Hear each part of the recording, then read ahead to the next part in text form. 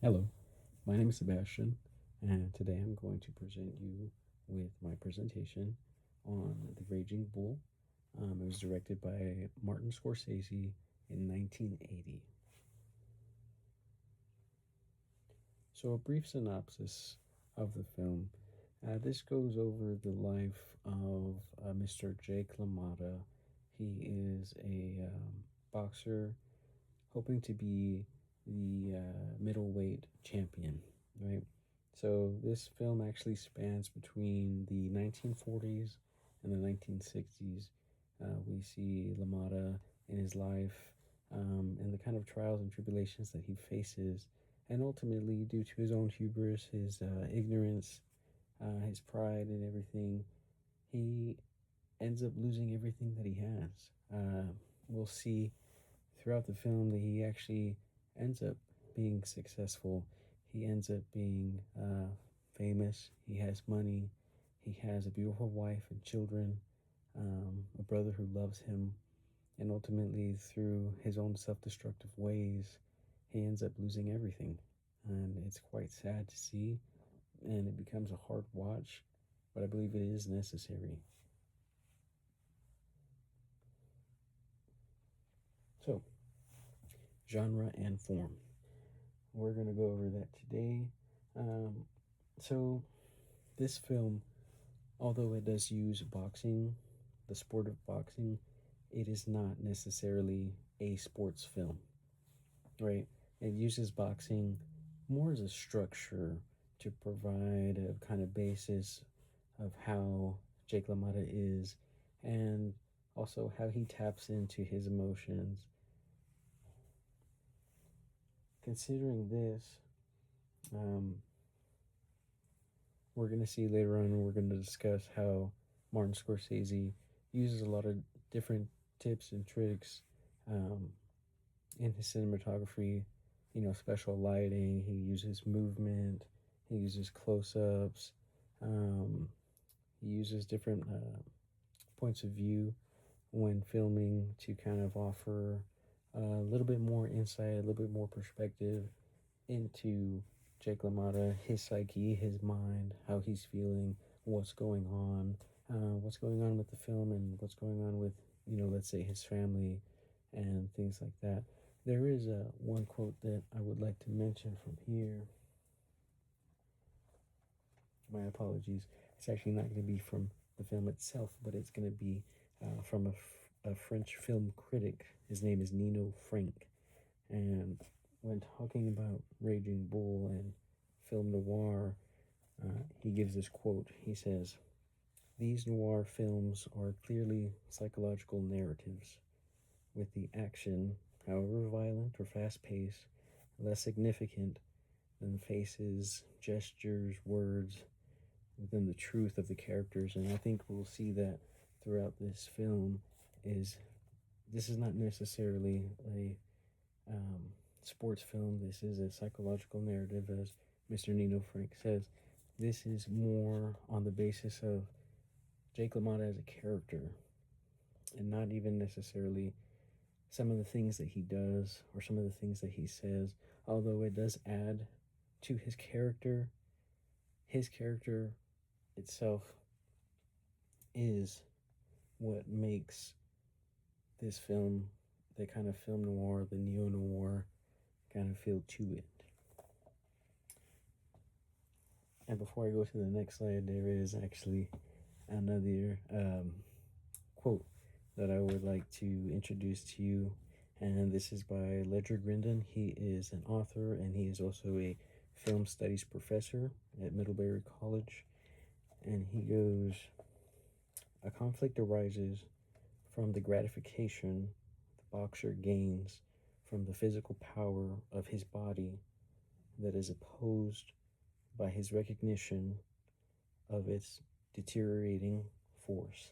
Again, that's something that we're going to see throughout this film is that Jake LaMotta uses his anger, uses his emotion, his rage, not to heal necessarily, but to destroy.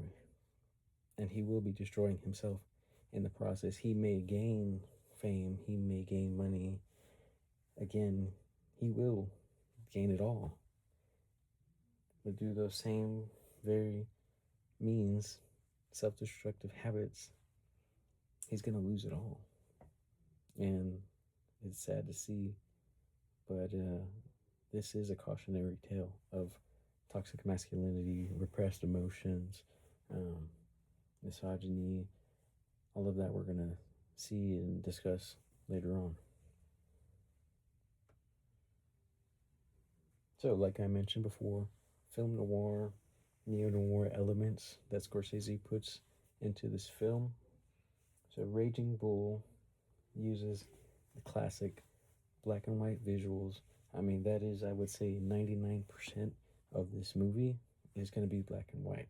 They're very minimal, I would say, not even a minute's worth of shots that are in color, and the rest of the movie is in black and white, and that's good, and it's on purpose, because you will see throughout the movie, this is going to highlight things that color, it might blend in with color, but with black and white, it's able to be highlighted, contrasted. It's going to stand out more, and to the audience, we're going to feel that more.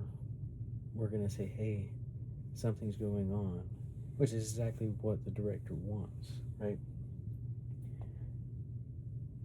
And through LaMotta's self-destructive, suspicious, flawed ways, his flawed thinking, his character is equally obsessed and insecure about his wife, Vicky, which also reinforces film noir themes of like possessiveness and control, and a type of insecurity, I could say.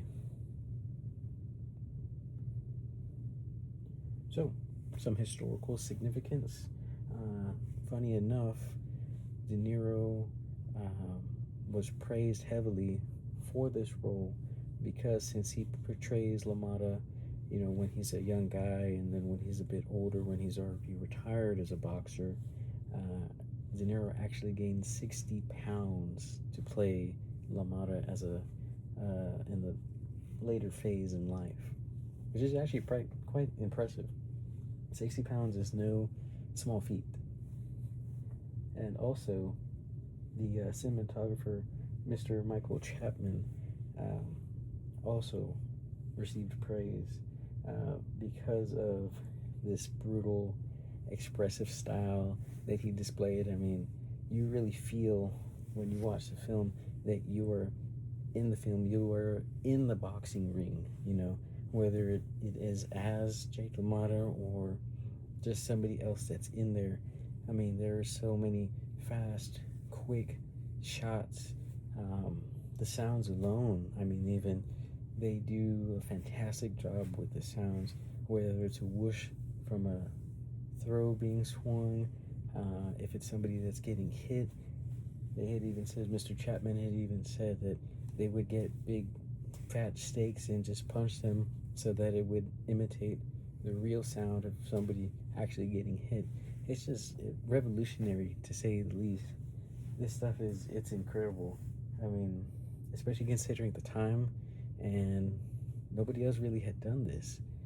This is something that is definitely worthy of praise, and this film actually got into the National Film Registry on its first try, right after it was released, I believe. Okay, so relationship with society. Kind of like what I mentioned before, these are heavy themes of misogyny, toxic masculinity, of insecurity, possessiveness, all that kind of stuff. So, for me, I feel like this film is a warning to not be like Jake LaMotta. I mean, really, this film shows you that if you act the way that he acts, kind of do and say the things that he does, and have that kind of mentality and inability to express yourself, express range of emotions, then you will ultimately end up down the same path. I mean, he lost everything because he could not um, figure out any other emotion other than rage. You know, even when it was to his family, to his brother. We'll see later on in the film that he actually ends up beating his brother up very badly to where he actually doesn't talk with him for quite a long time. I mean, he ends up accusing his brother of sleeping with his wife just because he is that paranoid.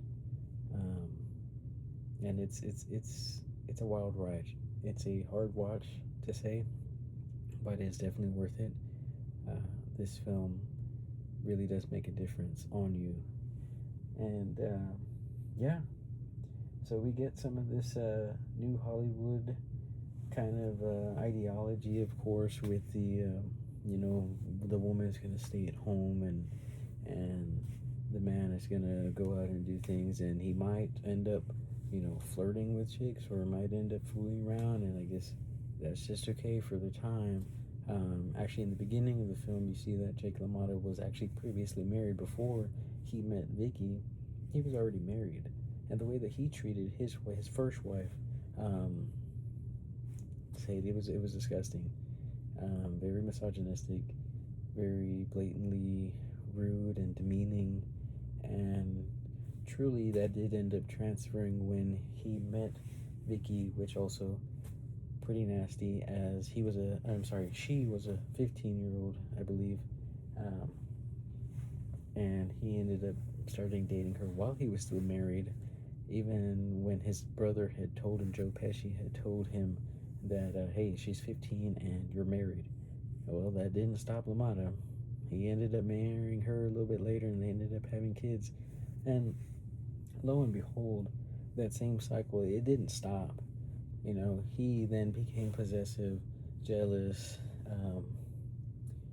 preoccupied with, you know, what his new wife might be doing or who she might be seeing. I mean, it got to the point where anytime that she would go out, even if, you know, if she said that she was going to see her mother or going to see a movie, he would constantly pester and question her, and not even for the truth, which was that she was out, you know, going to see a movie or visiting her family, but wanted to, he wanted that answer of, as his wife, I'm messing around, right? That's why he would keep pestering her, because he was so insecure about himself. And even though he had a beautiful woman who loved him, he could not see that, and he couldn't express that his insecurity any other way other than anger and putting blame somewhere. So some of the, you know, classic Hollywood type of ideology is definitely displayed in this film. So types of cinematography, we're going to go over 4 different types of cinematography that Mr. Martin Scorsese uses for this film. First, we're going to cover cinematic point of view. We're going to cover movement, extreme close-ups, and also special lighting effects. So, cinematic point of view. Cinematic point of view, we have with our opening scene, it is very calm. There's just orchestral music, so really nothing else. And we see it's going to be a shot of Mr. Jake LaMotta, and this is going to be an objective point of view, as we learned from our textbook, that us as the audience, we're just a spectator. You know, we're just seeing this as Jake is warming up. You know, he's in the boxing ring, he's getting ready mentally, emotionally, he's getting ready for this fight, right? The camera's panned out so we can see a wide view, and he's getting ready. And then the interesting thing that Scorsese does is, like, between this and then the actual fight between LaMotta and Sugar Ray Robinson, is that he switches. and pretty fast too. He will switch between the subjective point of view and then also the subjective point of view. One of the really interesting things is because of the way he moves, which we'll get into later with the camera, you will really, or I should say, the audience really does feel like they are there in the fight, which is pretty incredible. That's one of the things I really enjoyed while I was watching the film was just the way how fluidly it works, that you feel like you're in the ring as well. So needless to say, the audience is immersed more and the experience is heightened. Next, we're going to have movement. Just like I mentioned previously, as I was getting to, the movement within the fight scenes, it's pretty crazy, fast paced. We're going brutal. The sounds are going. The sounds effects, the whooshes, the punches. I mean, there's even a point where blood is coming out, and you can hear the of the blood coming out, and of it hitting the floor and the audience, and it's just a whole fast-paced sequence. Um, and again, it's an intentional choice by the director, by the cinematographers. I mean, it's all to make that experience more real, and that's really what this film is. It's a dive into realism as Jake LaMotta sees it, as we see it in his character, and yeah, it just makes the film more engaging, makes the audience again more immersed in it.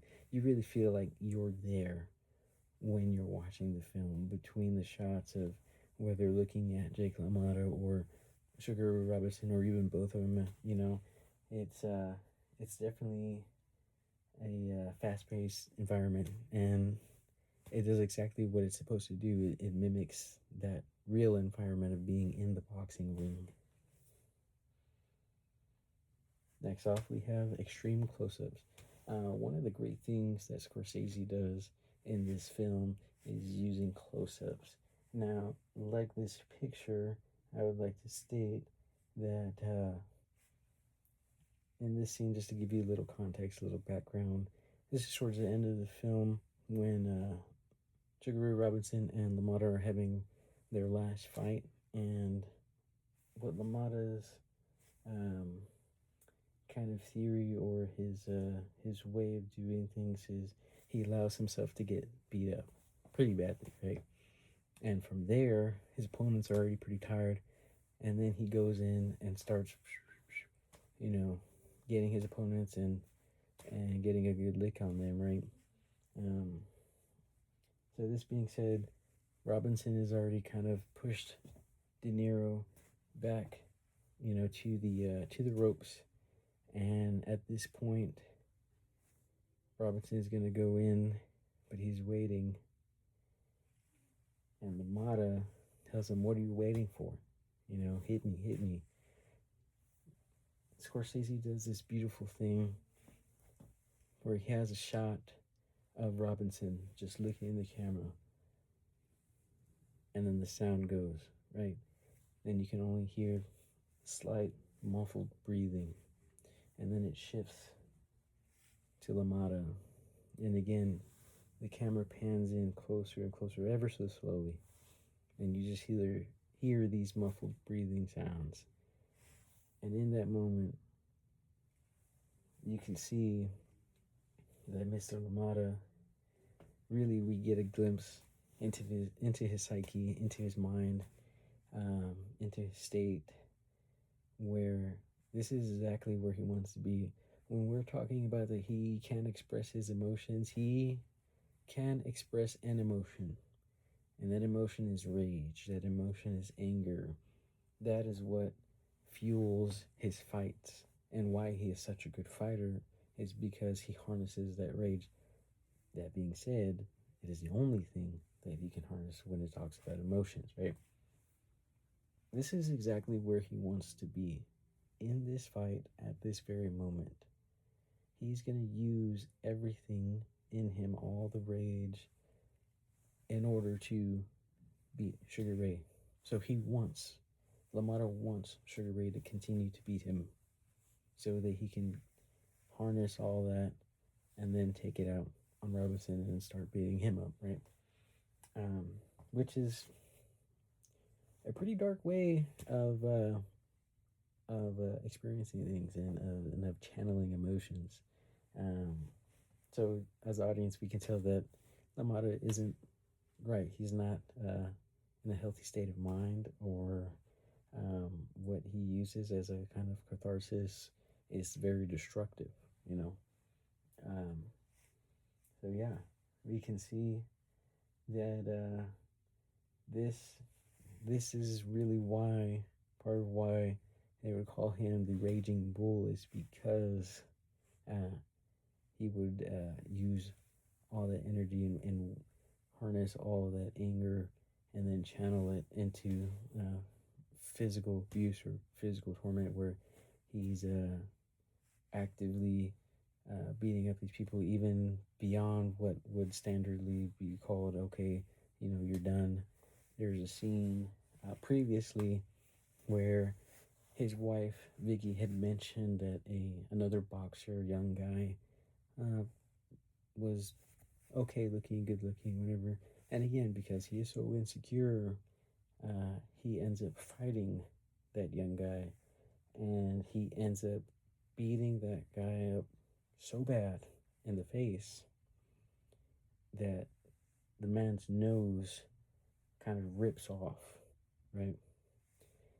And he has this eerie smile and happiness to him, which he actually shows to his wife. He smiles at his wife right after he does that. And that, again, is another way of him being sick in the head. He takes his insecurities out on other people, and it's just it's a wild thing to witness. Lastly, we have special lighting effects. Wanted to kind of highlight this still in particular because this is towards the end of the film, and so what had happened was already LaMotta as a boxer retired, and he ended up owning a bar that ended up selling alcohol to minors, which obviously is illegal, and he ends up getting thrown in jail. And of course he doesn't want to go, so he's roughhousing with the guards, and two of them end up putting him in a cell, calling him an animal, and because he's quite frankly behaving as such, right? And you know, he's yelling expletives at them and everything, but once they leave and he's in the cell, this is the time that all the previous time where he was able to suppress any other kind of emotions or sadness or anything like that, he now has to confront that. He is now forced to confront his feelings that he has been suppressing for so long. He is forced to recognize that he messed up, that he's not a good person, and that he's done a lot of wrong. And that for him, it's very difficult to accept. In the scene, he ends up calling himself stupid over and over, and ends up, you know, hitting the wall to the point where he messes up his hand. He's crying.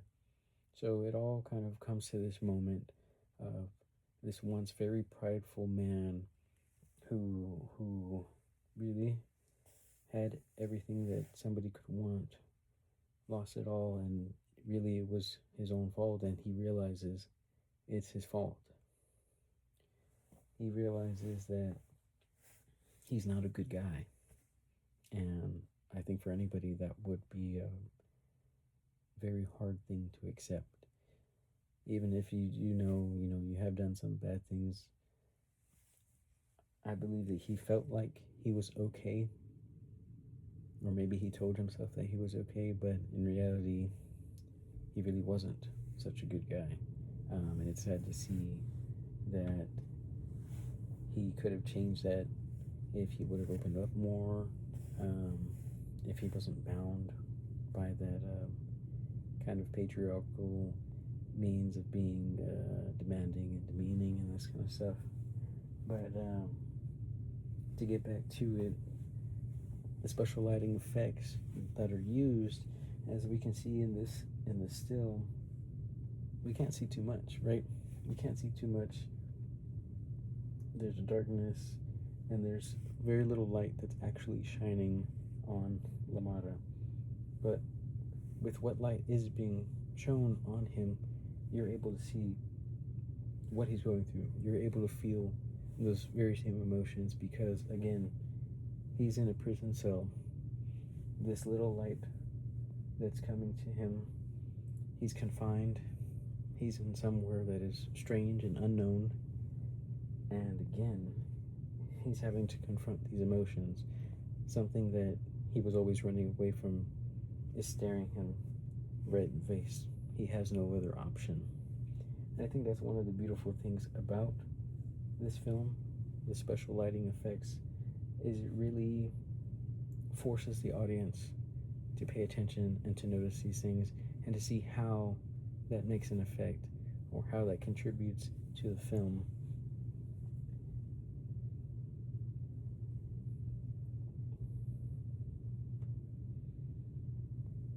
And yeah, these are my sources, and I just want to say thank you so much for watching this.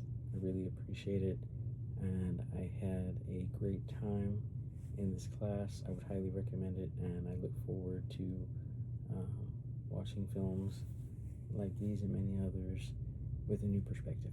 So, thank you.